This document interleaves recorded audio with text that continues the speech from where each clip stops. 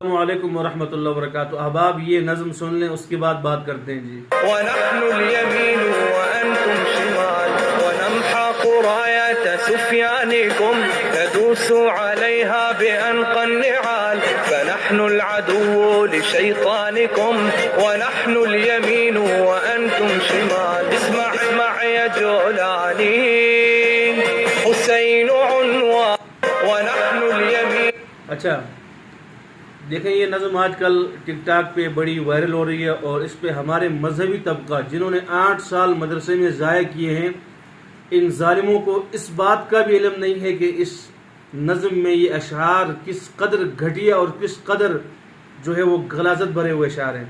دیکھیں، نحن الیمین وانتم شمال ونمحق رایات سفیانکم، کہ ہم تمہارے سفیان کے جھنڈے کو مٹائیں گے، ندس علیہا بانقى النعال، کے صاف ستھرے جوتوں سے ہم ان کو روندیں گے، فنحن العدو لشیطانکم، ہم تمہارے شیطان کے دشمن ہیں۔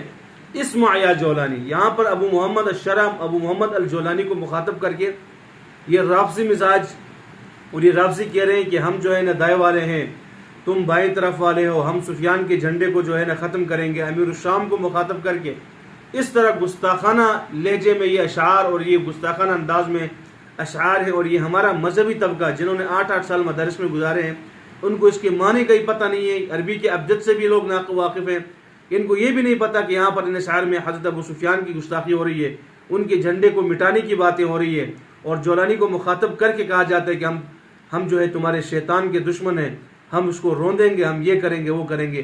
اس کے باوجود ہمارے یہاں پر دیکھیں، یہاں پر وَنَحْنُ الْيَمِينُ وَأَنْتُمْ شِمَالٌ وَنَحْنُ الْيَمِينُ وَنَحْنُ الْيَمِينُ وَنَحْنُ الْيَمِينُ وَنَحْنُ الْيَمِينُ مقصد کہنے کا مقصد یہ دیکھیں، الْيَمِينُ وَأَنْتُمْ شِمَالٌ وَنَمْحَقُ۔ جن کا تعلق مذہب کے ساتھ ہے، جن کا تعلق عربی کے ساتھ، اس کے باوجود ان کا حالت اوروں کا کیا حال ہوگا؟